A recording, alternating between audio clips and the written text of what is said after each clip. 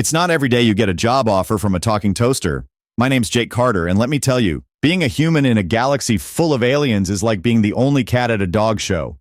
The pay sucks, the food's weird, and the locals think you're a glorified monkey. So there I was, minding my own business, sipping on something that vaguely resembled coffee, when this sleek chrome toaster sidled up to my table. "Jake Carter?" it asked in a voice that sounded like Siri on helium. "Depends," I replied, glancing around to make sure I wasn't being pranked. "Are you here to offer me a free slice of toast?" "I'm here to offer you a job," it said, completely missing my sarcasm. "The Intergalactic Cafe needs a new manager." I almost spit out my drink. "A cafe in space?" "Yes," it confirmed, with all the enthusiasm of a librarian at closing time. "A place where beings from different galaxies come together to share stories and build connections." "Sure, why not?" I said, figuring I had nothing better to do. Plus, it sounded better than my current gig, which involved cleaning the air vents of a spaceship that smelled like old socks and despair. "Excellent," the toaster replied. "Meet me at Docking Bay 42 tomorrow morning, and bring a sense of adventure." The next morning, I arrived at Docking Bay 42 and found myself staring at the Intergalactic Cafe, a floating space station that looked like a giant coffee mug with a handle shaped like a rocket.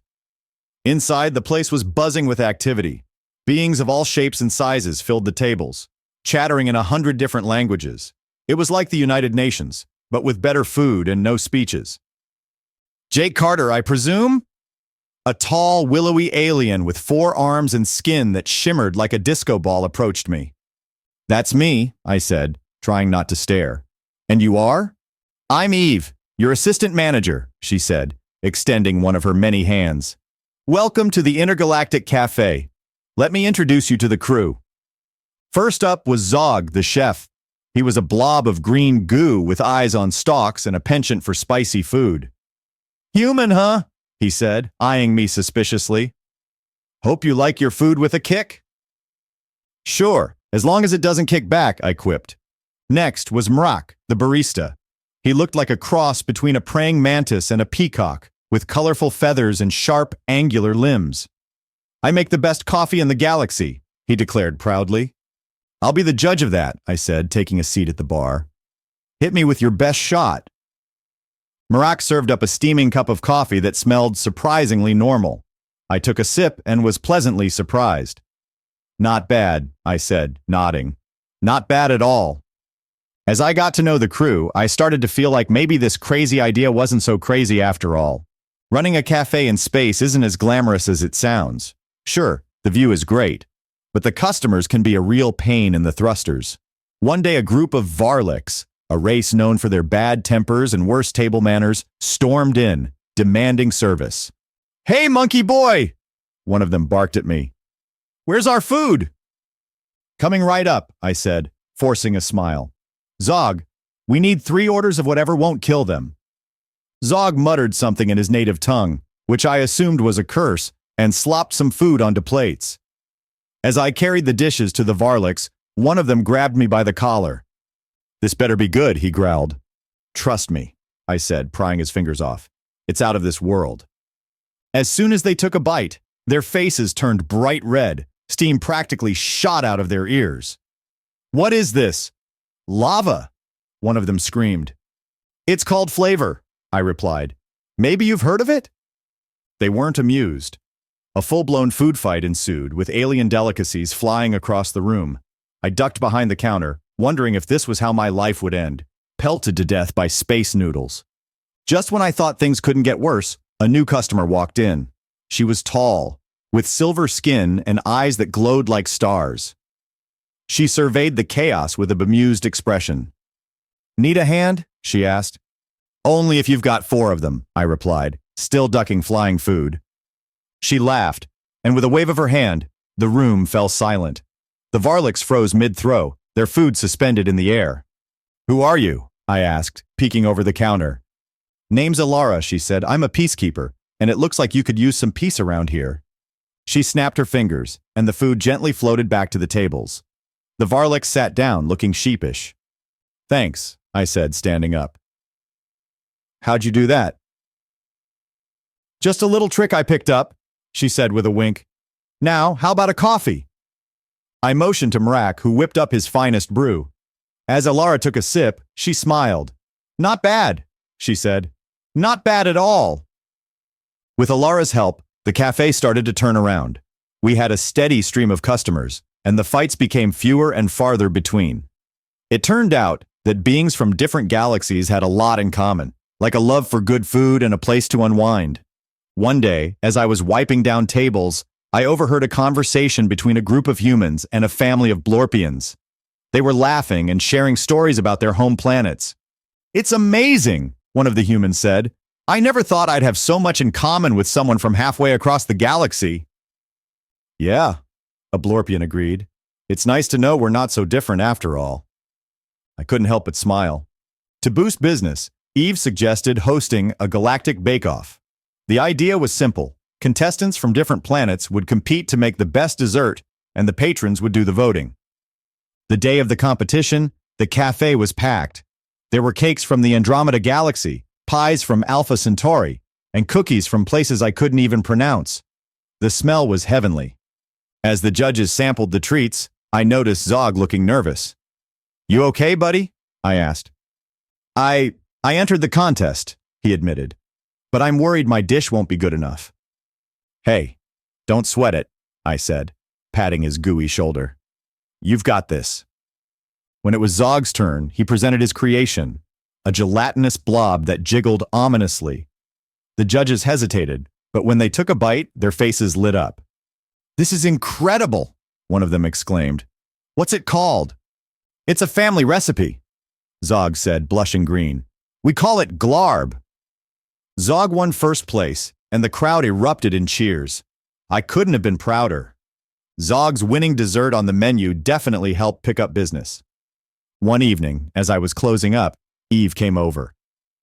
You know, I never thought a human would make such a great manager, she said. Thanks, I replied. I never thought a talking toaster would offer me the job of a lifetime. She laughed, and we clinked our coffee mugs together. Here's to the Intergalactic Cafe, she said. A place where everyone belongs.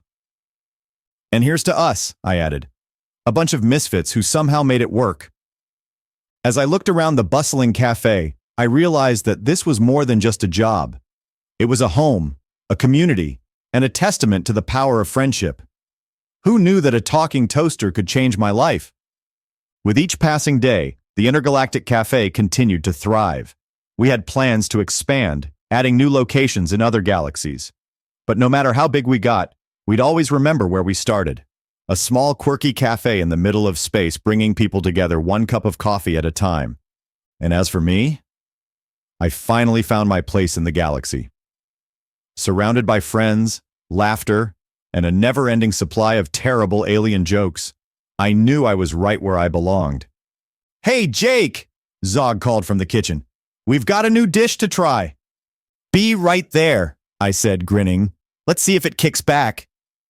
And with that, I dove back into the chaos, ready for whatever the galaxy threw my way.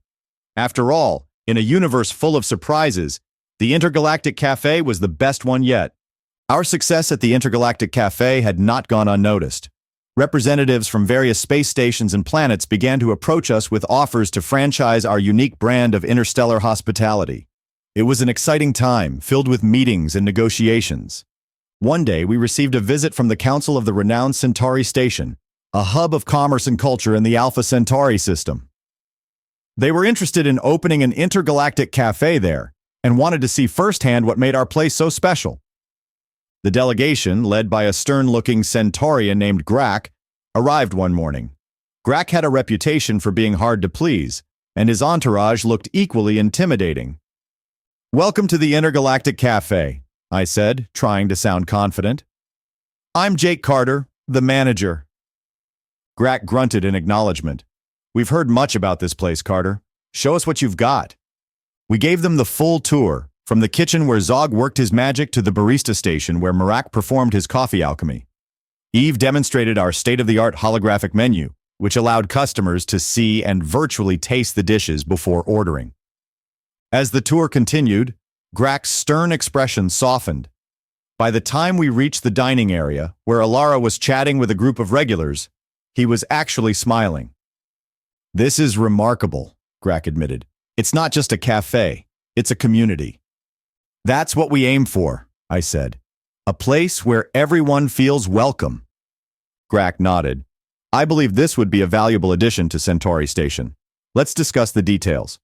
Just as things were looking up, we encountered a new obstacle. An intergalactic food critic named Zarks, infamous for his scathing reviews, announced that he would be visiting the Intergalactic Cafe. His reviews could make or break a business, and we were understandably nervous. We need to be on top of our game, I told the crew. Zarks is known for being extremely critical. The day of Zarks' visit arrived, and the atmosphere in the cafe was tense. Zarks, a tall, slender being with 3 eyes and a perpetual sneer, walked in and took a seat at a corner table. He ordered a selection of dishes, and we watched anxiously as he sampled each one. Zog was a nervous wreck in the kitchen, and even Marak's feathers looked less vibrant than usual. Eve did her best to keep the customers happy and distracted, but we were all on edge. After what felt like an eternity, Zark stood up and approached me. Carter, he said, his voice dripping with disdain, I have to admit I was expecting the worst, but your cafe has surprised me. I held my breath waiting for the other shoe to drop. The food is excellent, the atmosphere is welcoming, and the service is impeccable, Zarks continued. You've created something truly special here. I'll be giving the Intergalactic Cafe my highest rating. The crew erupted in cheers, and I let out a sigh of relief. Thank you, Zarks, I said. We're honored. Don't let it go to your head, Zarks replied, but there was a hint of a smile on his face. With Zarks' glowing review and the support of the Centauri Station Council, the future of the Intergalactic Cafe looked brighter than ever. We began preparations for our first franchise location, with Eve taking the lead on the new project. As we expanded, we made sure to keep the core values of the Intergalactic Cafe intact. Each new location would be a place of community and connection, where beings from all walks of life could come together and share their stories. One evening, as we celebrated the grand opening of our second cafe on Centauri Station, I took a moment to reflect on how far we'd come. From a crazy idea and a talking toaster to a thriving business with the potential to unite the galaxy, it had been an incredible journey. Eve joined me, holding 2 glasses of sparkling space wine. To the future, she said, handing me a glass. To the Intergalactic Cafe, I replied, clinking my glass against hers. As we looked out over the bustling crowd, filled with beings from countless worlds, I knew that our adventure was just beginning. And whatever challenges lay ahead, we'd face them together, with a cup of coffee and a sense of humor.